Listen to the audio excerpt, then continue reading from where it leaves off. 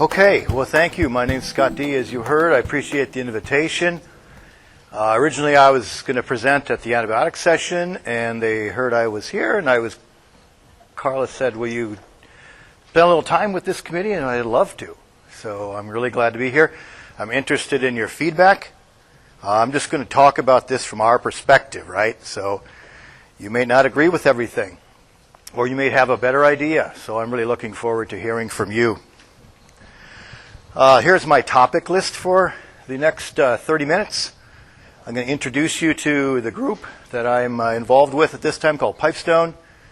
I'll tell you about our U.S. branch, our China branch, our experiences with ASF in China.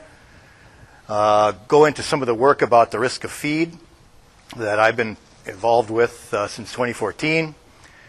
What do we know? What do we do about it? How are things changing because of that? And then some additional Pipestone efforts. Feed's not the only risk for this disease. Obviously, contaminated meat and people are far more significant risk factors. So we're trying to provide a comprehensive assistance with this problem.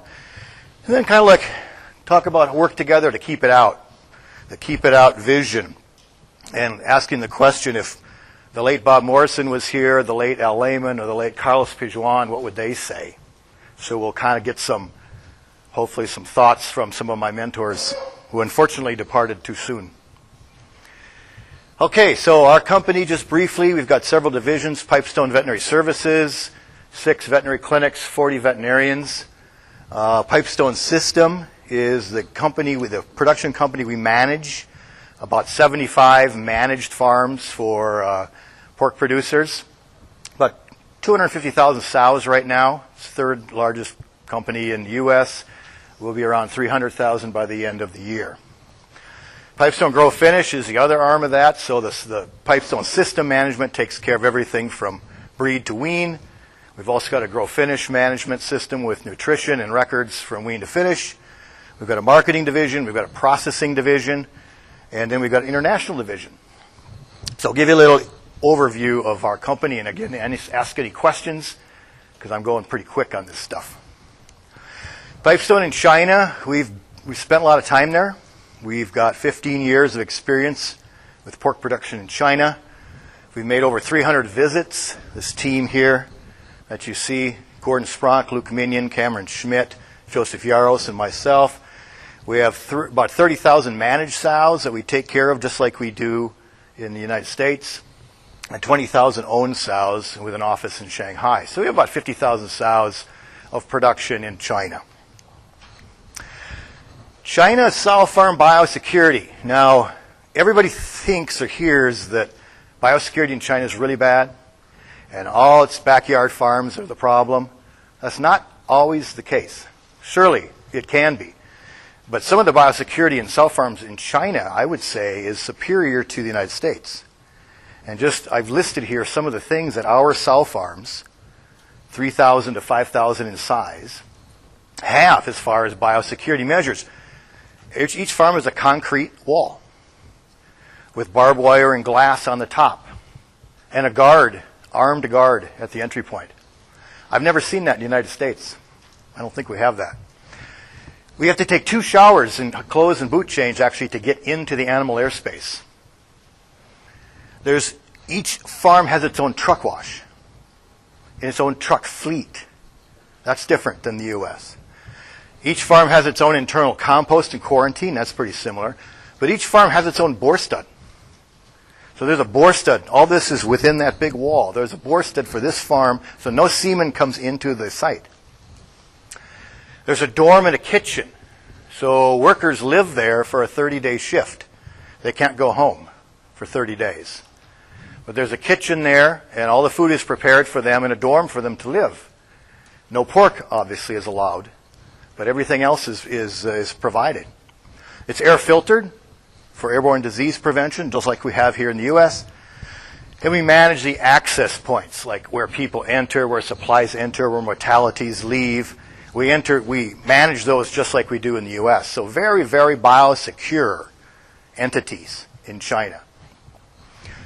Now, despite all of that, of our 3 sow farms that we own, we've had two of those sow farms get infected with ASF. And multiple nurseries and finishers. So despite what I just told you about the sow farm, we still got ASF in 2 of the 3. So the 2 of the 3 that became infected were biosecure to that level? Yes, sir. Yep, that was the level of biosecurity in all 3 sow farms, and 2 of the 3 had African swine fever. So at the risk of jumping ahead, what happened? Let's see. Now, it's interesting. We hear that African swine fever, doesn't kill a lot of pigs. It goes real slow. Case fatality rate's not very high. Not so. In our finishing examples, for example, 2,500 head finishers, there was only 100 pigs left alive. So 2,400 head, they weren't euthanized. They died. Okay? They died. 96% mortality. And it took about 14 days after the first case, and then she started rolling. And it was just like whoosh. So none of this business about slowly trickling along, knocking a pig off here and there. It starts that way for the first 14 days, but after that it's like a landslide.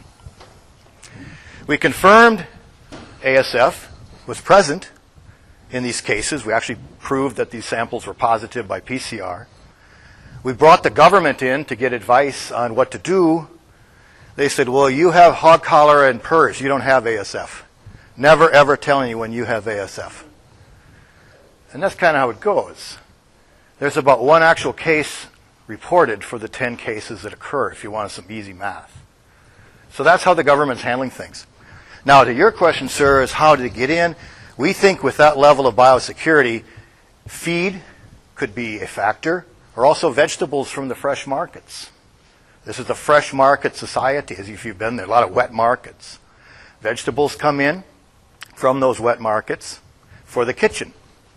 No pork comes in, but vegetables do. And of course, feed comes in all the time. They're washing the vegetables in Vercon now. So feed risk. What do we know scientifically about the risk of feed? Well, I started working on the risk of feed as a vehicle for virus movement with PED. And we published a few papers showing that we could infect pigs through natural consumption with porcine epidemic diarrhea virus in feed.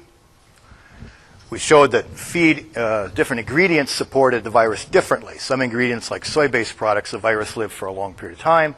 Other ingredients, not so. So like a bifurcated survival. And we showed through a transboundary model where we simulated a shipment from Beijing to Des Moines. We showed that in certain ingredients, that virus could survive that journey using representative time, representative environmental conditions. So we know a little bit about the risk of feed as it pertains to PED. And I'm quite convinced that's how the virus entered the United States. What about ASF? Well, as of today, we now know that there is physical evidence of the virus in the Chinese feed system.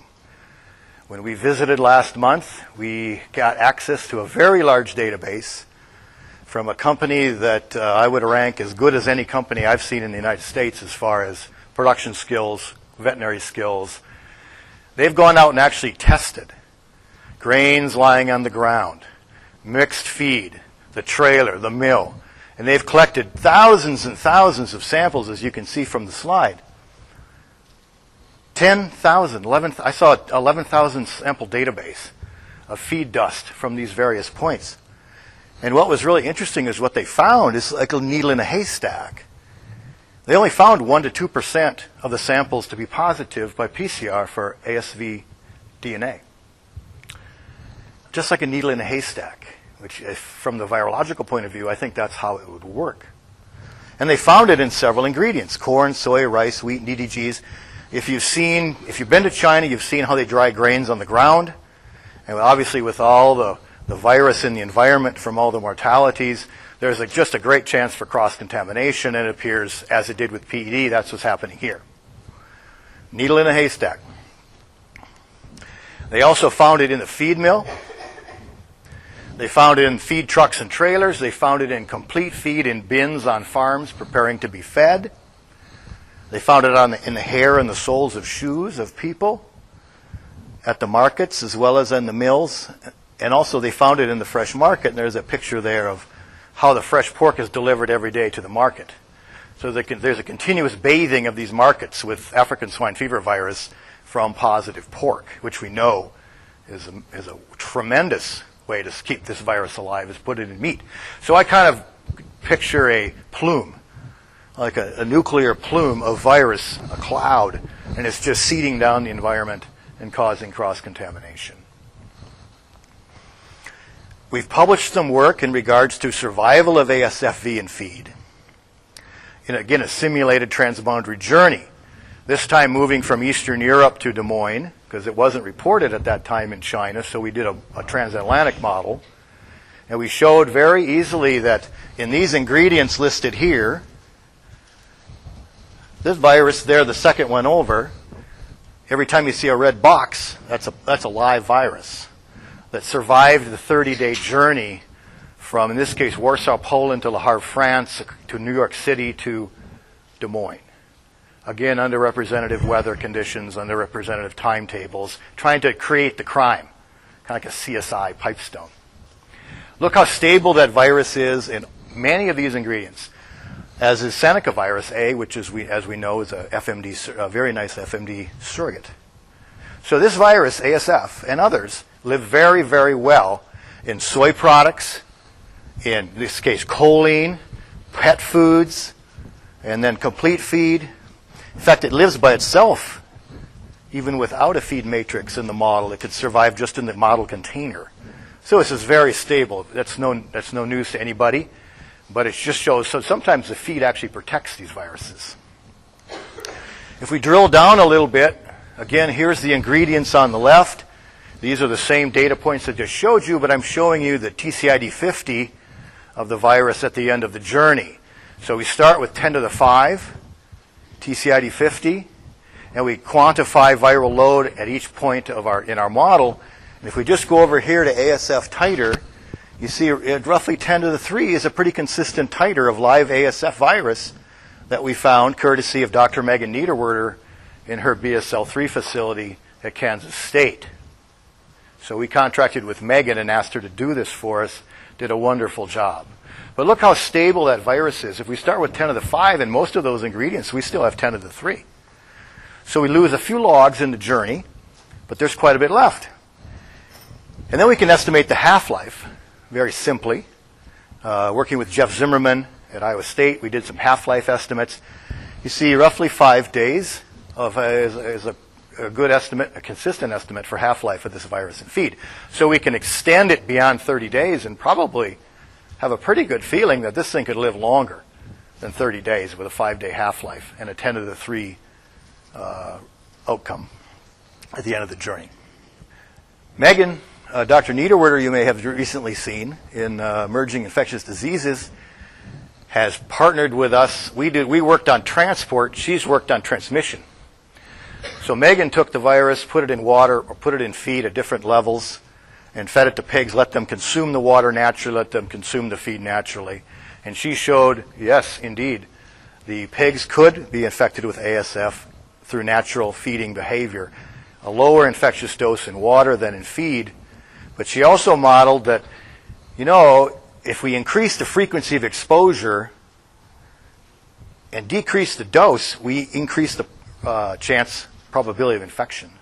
So the more often the pig goes up to eat, which we know they eat multiple times a day, the frequency of exposure raises the probability of infection. So Megan's helped kind of put the bow around this. We got physical evidence in the feed in China, we got experimental evidence in transport, and we've got transmission now experimentally in feed. So we're kind of putting the puzzle pieces together. Okay?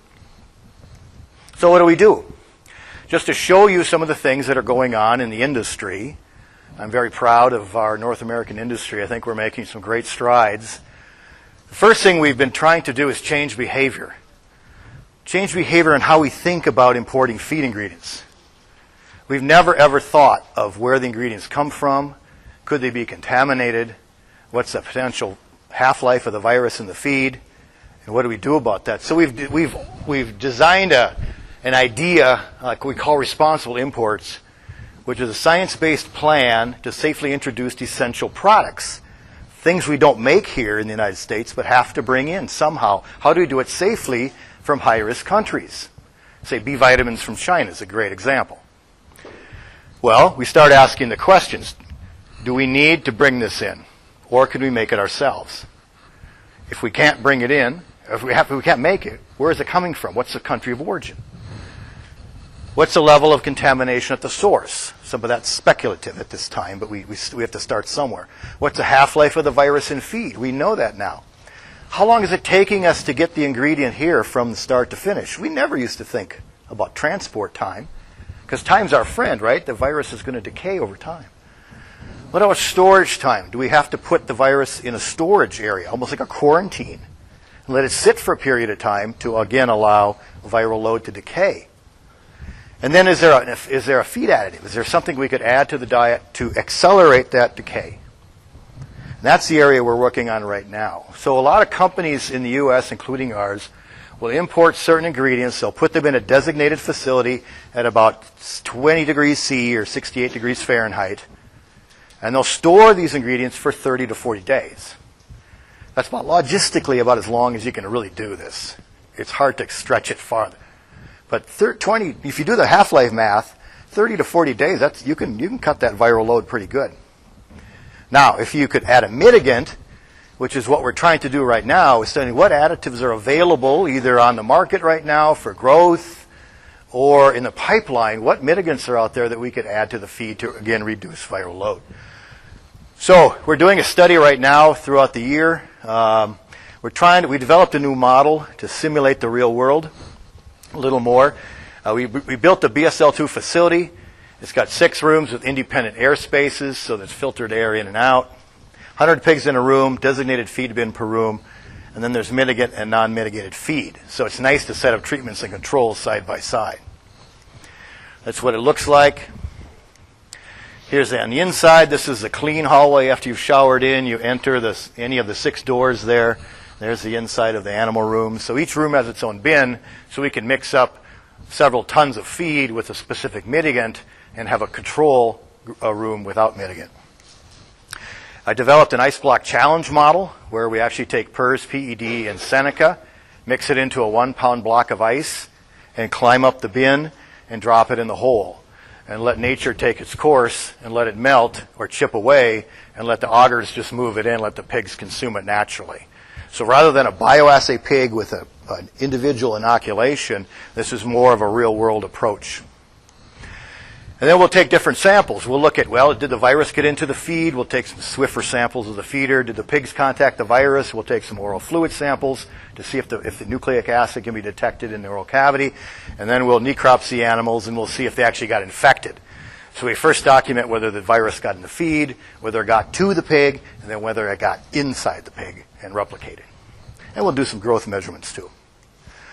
So right now we're doing some trials. We've been able to reproduce the positive control every time, so knock on wood. So the non-mitigated room gets infected with all 3 viruses very nicely. We've worked with Chemin and Novus with some of their products, and they've actually had a very nice antiviral effect. I'm really excited about that. And right now we've got a large study going on to look at 10 more candidates under the same conditions. And then I'll identify some ones with promise and then report those to Megan, and she'll run them through the ASF test since I can't do that. So we do a little science, we change behavior, but lately we've also been changing policy, and this is what's really exciting. Not too long ago, a few weeks ago, at National Pork Forum, several resolutions got passed that came out of Minnesota, Nebraska, or the National Pork Board African Swine Fever Task Force, and you can kind of see where they were focused on. They were all focused on prevention, keep it out, of foreign animal diseases. They looked at targeting high-risk feed ingredients from our work. They looked at, let's get more specific on our holding times and things. How do we devise a much better system than what we have now? And they also said we should all work together. We got to work together across the entire continent with all of our respective agencies. So this was really exciting because this is the voice of the producers. This is the NPPC speaking now, and they've got unanimous approval and support from their membership across the United States. And just the other day, you might have heard that the Canadian Food Inspection Agency took the first step. They put out basically a responsible imports plan to manage ingredients from high-risk countries. And they basically go through, it's a nice document, it's really well written, but some of the highlights are they ask the question, what's the country of origin? And they've got 43 countries listed that are at high risk. So they've identified some critical areas. What's the nature of the product?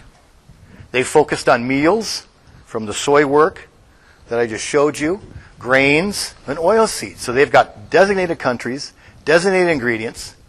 What processes and treatments have been applied at the time before they enter Canada? Have they been heated? Has it been stored? They haven't added mitigants there yet because we haven't done the work, but hopefully we can help with that. What's its end use? Where is it going? Animals or people? And then what's the chance for cross-contamination? So they've got a very good, it's almost like bringing in breeding stock. You got to have a health paper basically or a permit. It's got to go into a storage area. It's got to sit. It's got to be heated. And they're targeting these high-risk ingredients in high-risk countries. So that is just perfect. That just like makes me happy. So what else are we doing? We know feed is not the highest risk. We know meat is much more risky. We've been working with Custom and Border Protection. These guys are very, very good. We've are helping get 60 more beagles into the airports for sniffing out meat. We're talking to the Custom and Border Protection folks about modifying the language on the declaration form and including things like contact at wet markets or contact in large symposiums in part of that language to declare before you enter the country. And I've been working with the FBI Weapons of Mass Destruction Division who's looking at agroterrorism through virus introduction through feed. So we're trying to do other things to help keep this thing out. And if Bob was here, the late Bob Morrison, a great Canadian, right? If Al Lehman was here, a great American, if Carlos Pijuan was here, the late Carlos Pijuan, they would tell us, we got to work together. This is a continental collaboration. One country can't do it by themselves. We have to take the Canadian CFI regulations and apply them across the entire continent. I think that's the first step we have to do. We got to work together on this. It's the only way it's going to happen. So, Julie, that's my quick presentation on what's happening. Again, Pipestone perspective, hopefully give you a little understanding. We know a little bit about China. We know a little bit about the disease. We've done a lot of the research. We're trying to put it into play. And again, I'm really excited about what's happened in a very short period of time.